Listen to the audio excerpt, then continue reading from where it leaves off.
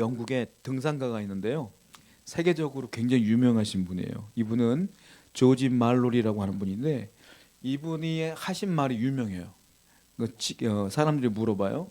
당신은 왜 그렇게 열심히 목숨 걸고 산에 올라갑니까? 했을 때에 그분이 유명한 말을 하죠. 산이 거기에 있어서 오릅니다. 많이 들어보셨죠? 이 조지 말로리가 한 말이에요. 산이 거기 있으니까 그냥 올라간대요. 그냥. 근데 이분이 그 가장 높은 에베레스트를 등산하다가 최초로 등산하다가 실종을 당하죠. 돌아가신 거예요. 결국은 산을 정복하지 못하게 됩니다. 우리나라에도 집념의 사나이가 계셔요. 산사나이 누굽니까? 엄원길 대장님. 이분이 얼마나 대단하냐면 히말라야 8,000m가 넘는 봉우리 14개를 다 정복을 하셨어요. 대단한 분이에요. 근데 제가 기억이 얼핏 나는데 제가 기억이 나고 제가 조사를 했더니 이게 2005년도 일이었더라고요.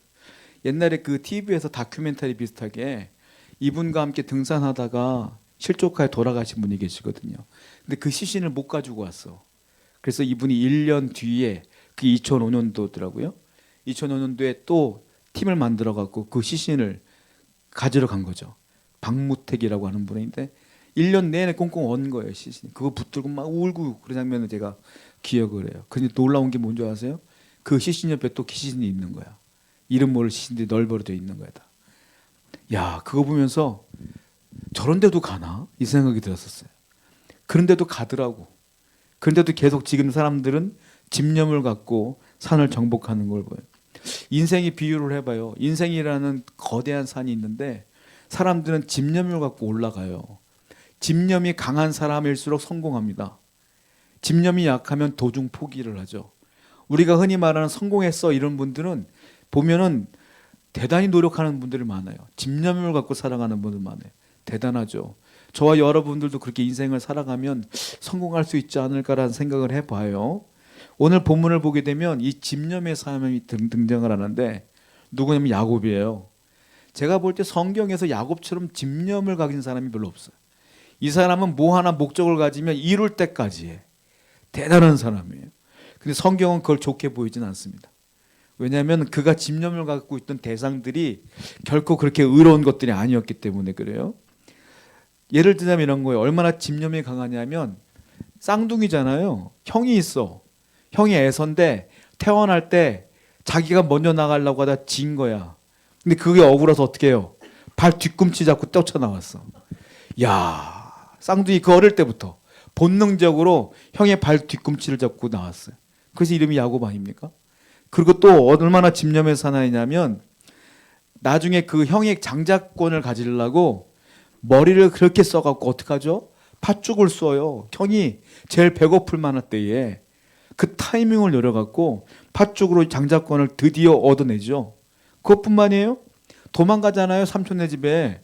삼촌 집에 도망갔는데 마음에 드는 여성이 있어. 결혼하고 싶어. 그 여성의 이름은 라헬이에요. 라헬을 위해서 7년을 일하죠. 근데 잠자리에 자고 아침에 일어나 보니까 라헬이 아니고 또 그 언니 레아야. 못생겼어. 마음에 안 들어. 결국 또 그 라헬을 얻게 또 7년을 고생해. 결국은 쟁취했어. 이야, 결국은 아내도 쟁취를 했어. 그것을 끝나요? 라반의 집에서 20년 동안 있으면서 재산 증식을 위해서 별 미신 같은 거 다 써. 알죠? 별 이상한 짓을 다 해. 근데 재산이 막 늘어나. 결국 그 집념 때문에 재산도 다 취했어요. 대단한데 제가 볼 때 야곱은 인생을 두 부로 나누는데 전반기와 후반기가 있어요. 야곱의 인생에. 야곱의 인생 전반기는 제가 볼 때 그렇게 집념을 갖고 노력해서 얻은 건 세 가지야. 뭔지 아세요? 첫 번째 장자권. 장자권은 야곱이 볼 때 이게 영적인 것으로 얻은 게 아니에요. 왜냐하면 그 당시에 장자권은 아버지가 장자한테 재산을 2배로 물려주거든. 그러니까 그것 때문에 장자권 얻으려고 한 거야, 사실은. 그러니까 야곱은 철저하게 돈 때문에 장자권 얻으려고 한 거야. 근데 그 장자권 얻었어요. 두 번째 또 뭐 얻었습니까? 와이프. 내가 마음에 드는 와이프 얻은 거야. 또 세 번째 뭐 얻었어요? 재산. 인생의 전반기는 그렇게 죽을 똥사똥 노력해서 3개 얻은 거야. 장자권, 와이프, 그리고 재산. 이게 끝이야. 보통 사람들은 이것 때문에 그렇게 노력하는 거예요. 근데 성경은 이걸 좋게 보질 않아요. 야곱이 나중에 변화되는데 인생의 후반기는 전혀 다른 인생으로 바뀌어요. 전혀 다른. 이제는 보이는 것이 아니라 영적인 것을 위하여 집념을 갖고 노력하는 것을 보게 돼요. 영적인 축복을. 성경은 두 번째를 더 좋게 봐요. 여러분 집념을 갖는데 영적인 것을 얻기 위해 노력하셔야 돼요. 왜냐하면 육적인 것은 다 지나가는 거예요. 어차피 내 인생이 먼저 끝나든 다 끝나게 돼 있는 거예요. 그게 영적인 것을 먼저 취하려고 노력해야 된다라는 거죠. 야곱은 자기 재산을 갖고 하다가 휘파람을 불며 가는데 들려오는 소식이 만만치 않아요. 형 에서가 아직도 못 잊고 있대 자기를. 에서가 군대를 갖고 군사를 쫙 계속 구성하고 있다가 온다는 소식 듣고 끌고 오는 거야. 그러니까 어떻게 해요? 재산을 다 나눠 갖고 먼저 보내고 야복강가에서 혼자 하나님과 씨름하잖아요. 축복 달라고 씨름하잖아요. 그제서야 아는 거예요. 이거 형이 한번 딱 몰아치면 다 날아갈 거 그때서야 안 거야. 이제는 하나님이 아니면 안 됩니다라고 그때서야 깨달아서 그때서야 하나님과 씨름하잖아요. 그때 하나님이 환도뼈를 다 치면서 위골시키면서 뭐라고 말하죠? 이름 바꿔줘. 이스라엘이라고. 그래서 그때부터 야곱의 인생은 하나님을 향한 인생으로 바뀌고 하나님께 집요하게 하나님께 집념을 갖고 주님을 위해 살아가는 거예요. 세상에는 두 가지 집념이 있어요. 하나는 세속적인 집념과 거룩한 집념이 있어요. 세상에는 또 두 가지 욕심이 있어요. 하나는 세상의 욕심과 거룩한 욕심이 있어요. 하나님이 원하는 건 거룩한 것들을 원하는 거예요. 영적인 것들을. 나머지 것들은 뭐라 했어요? 먼저 그의 나라와 그의 의를 구하라. 그러면 나머지는 그냥 하나님이 주시는 거예요. 주시는 거. 근데 많은 사람들은 여기에 먼저 올인을 해. 아니에요. 영적인 것에 먼저 최선을 다할 때 하나님이 주시는 거예요. 그래서 우리는 먼저 영적인 것들을 노력해야 된다는 거예요. 성경을 볼게요. 본문 19절부터 21절까지 보겠어요. 시작. 아브라함의 아들 이삭이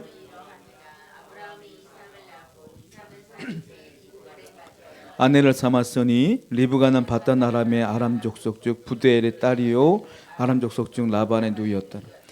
이삭이 그의 아내가 임신하지 못함으로 그를 위하여 여호와께 간구하매 여호와께서 그의 간구를 들으셨으므로 그의 아내 리브가가 임신하였다. 이삭이 야곱의 아버지인데 이 이삭이 언제 결혼했냐면 40세에 결혼했어요. 이 당시 40세는 굉장히 늦은 나이예요. 40세에 결혼했는데 아이를 못 낳았어. 왜냐면은 이 당시엔 너무 나이가 많다 보니까 와이프였던 리브가가 아이를 못 낳아요. 아이를 못 낳고 뒤에 주를 보니까 이삭이 그것 때문에 하나님께 기도를 해요. 20년 뒤에 60세의 아들을 낳은 거야. 그리고 60세 쌍둥이를 낳은 거야. 20년 동안 아들을 못 갖고 있다가 하나님께서 역사하셔서 20년 만에 아들을 낳은 게 그 야곱이에요. 자, 우리는 알아야 될 게 이게 적극적인 신앙이 있는데 안 된다고 해서 포기하는 건 소극적 신앙이에요. 안 될 때 뭐 해야 되냐면 기도하는 거예요. 우리는. 안 될 때 기도하면 그게 20년이라는 세월이 흘렀어도 반드시 응답되는 믿음으로 기도를 하는 거예요. 이삭도 20년 만에 응답받았어요. 그러니까 결국은 하나님께서 응답을 해주셨다라는 거예요. 자, 26절을 보겠습니다. 시작. 후에 나오는 그 이름을 야곱이라 했으니 리브가는 그 나올 때 이삭이 60세예요. 또 21절도 봐요. 21절. 자, 아이를 못 낳았을 때 이삭이 뭘 했나 봐요. 21절. 시작. 이삭이 21절 없나요? 제가 안 체크를 안 했네 보다. 성경 보시겠어요? 성경 21절. 21절 찾으셨어요? 한번 읽어봐요. 시작. 이삭이 그의 아내가 임신하지 못함으로 그를 위하여 여호와께 간구하매 여호와께서 그의 간구를 들으셨으므로 그의 아내 리브가가 임신하였더라. 자, 아브라함도 이삭을 낳을 때 100세 낳았잖아요. 그런데 하나님께서 주신다고 해놓고 25년 동안 안 줬어. 안 줬을 때 이삭의 아버지 아브라함은 뭐 했습니까? 첩을 뒀어. 하갈을 뒀어. 안 될 것 같으니까. 근데 이삭도 20년 동안 아들을 안 줬어요. 하나님께서. 근데 이삭은 다른 여인을 품었어요? 안 품었어요? 안 품었어. 이삭은 뭘 했냐면 21절을 보니까 그의 아내 리브가를 위하여 뭐 했냐면 20년 동안 기도한 거예요. 야, 이게 아버지 아브라함과 다른 점이에요. 이삭이 보면 별로 한 게 없어 보여. 이삭을 보면. 근데 이삭이요 대단한 게 신앙이 올고다. 여러분, 아내를 사랑한다는 건 뭐냐면, 아내를 사랑한다는 건 다른 처벌 두는 게 아니라 아내를 위해 기도하는 거야. 그게 남편이 아내를 사랑하는 거야. 그러면 아내가 남편을 사랑하는 건 뭐예요? 아내가 남편을 사랑하는 것도 남편을 위하여 기도하는 거예요. 마음에 안 드는 게 있어도, 기분 나쁜 게 있어도 기도해 주는 거예요. 그게 가정이 온전해지는 거예요. 남편은 아내를 위하여, 아내는 남편을 위해. 20년 동안 아이가 없으니까 이 집안이 얼마나 힘들겠어요. 가끔 가다 보면 이삭도 아내 리브가를 보면은 화도 날 수도 있을 텐데, 근데 늘 기도해 줘. 리브가도 늘 기도하고 결국 20년 만에 하나님께서 역사하셨다. 자, 22절도 볼게요. 22절, 23절 시작. 그 아들들이 싸우는지라 그가 이르되 이럴 경우에는 내가 어찌할까 하고 가서 여호와께 묻자온데 여호와께서 그에게 이르시되 두 국민이 네 태중에 있구나. 두 민족이 나누이리라. 이 족속이 저 족속보다 강하겠고 큰 자가 어린 나이를. 이게 뭐냐면 리브가가 이게 두 아이를 품고 있는데 너무 얘가 정신을 못 차리고 두 쌍둥이가 막 싸우는 것 같은 거야. 엄마는 알잖아요, 그거를. 아빠는 몰라도. 그러니까 이 리브가가 너무 힘들어갖고 하나님께 기도하는 거예요. 하나님, 얘들 왜 이래요? 그랬더니 하나님께서 말씀하시는 거예요. 네 태 속에서 둘이 서로 싸우는 거야. 싸운다. 둘이 나누어졌다. 둘이 민족이 나누어질다. 그러면서 큰 자가 작은 자를 섬길 거고 작은 자가 더 위에 있을 거야 라고 하나님께서 리브가에게 말씀하셨어요. 이삭은 몰라. 리브가만 안 거예요. 이미 하나님의 두 아들 중에 작은 자가 높아질 것을 이미 리브가한테 말한 거예요. 이게 하나님의 뜻이에요. 그런데 살다 보니까 나중에 이삭이 큰아들을 더 좋아해. 큰아들이 에서잖아요. 왜? 맨날 맛있는 거 갖다 주니까 좋은 거야. 근데 이삭이 자기가 성격이 조용조용하거든. 야곱이 조용조용해. 아버지는 그게 마음에 안 들어. 에서는 시원시원하거든. 자기가 못 가진 성격을 갖고 있으니까 에서가 더 좋아.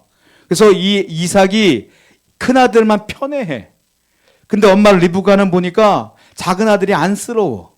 그래서 작은 아들을 더 사랑하게 되는 거예요. 자, 볼까요? 24절, 25절, 26절입니다. 한번 읽어볼게요. 시작. 그의 산 기한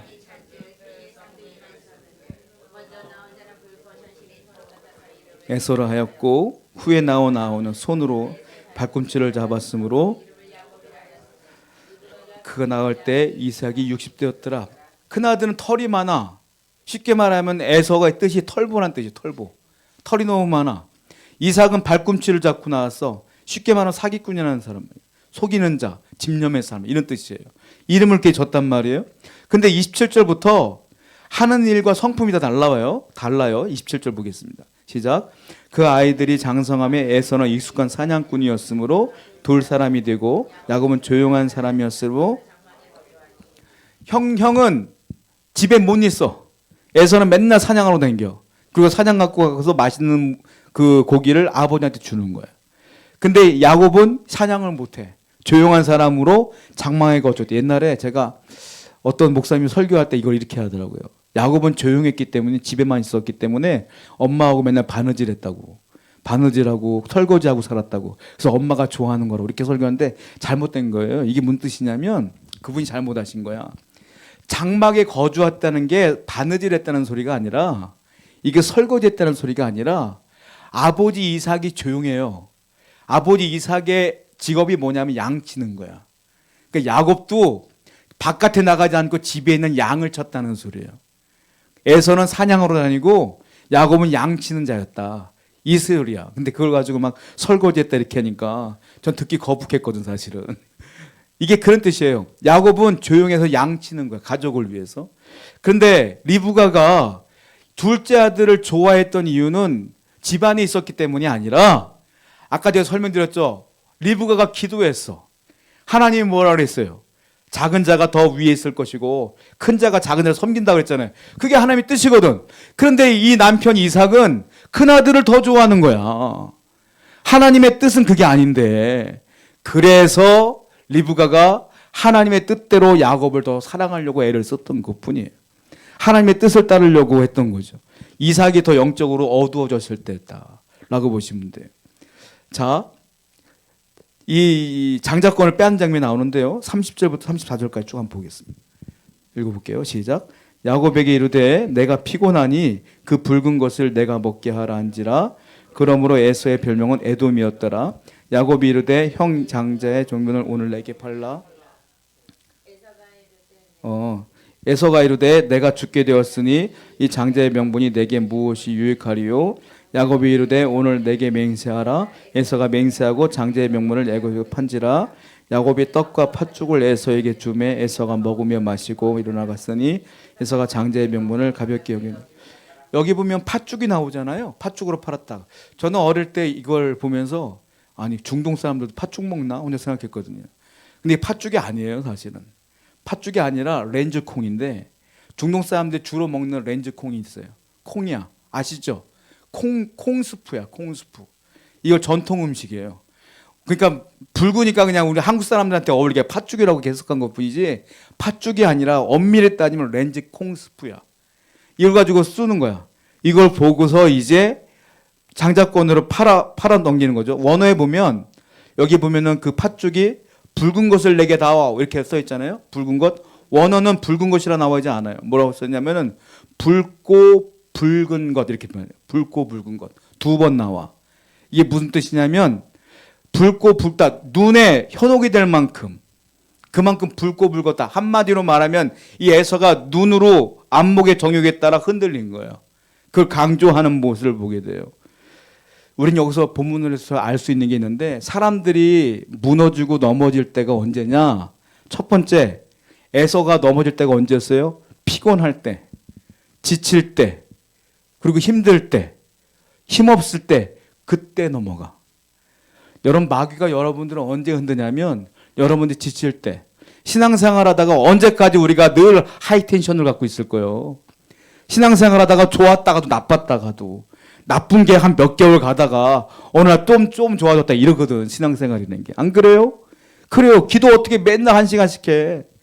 기도 잊어먹고 살다가 어휴 한 달 동안 한 번도 기도 못했네. 정신 차리고 조금은 기도하다가 말고 이럴 수도 있는 거지. 근데 마귀가 언제 우리를 쓰러뜨리려고 하냐면 그렇게 지칠 때, 내가 힘들 때, 내가 무너졌을 때 그때 접근해. 에서가 왜 팥죽 항구로 넘어갔을 거예요? 에서가 팥죽 항구가 장자권을 바꾸겠어요? 아니요. 배가 너무 고프니까, 너무 지쳤으니까, 너무 힘드니까 그때 넘어지는 거예요. 여러분 그러므로 항상 내가 힘들 때 어려울 때 조심하셔야 될 게 그때 힘들 때 마귀가 접근해 와. 그때 쓰러지시면 안 돼요. 정신을 차려야 된다. 두 번째 언제 쓰러지냐면 지금 아까 붉고 또 붉은 것이라고 했잖아요. 안목의 정욕만을 따라갈 때, 눈에 보이는 것만 따라갈 때 마귀가 쓰러뜨린다니까요. 34절을 보게 되면 재밌는 장면이 나오는데 한번 읽어보겠습니다. 시작. 야곱이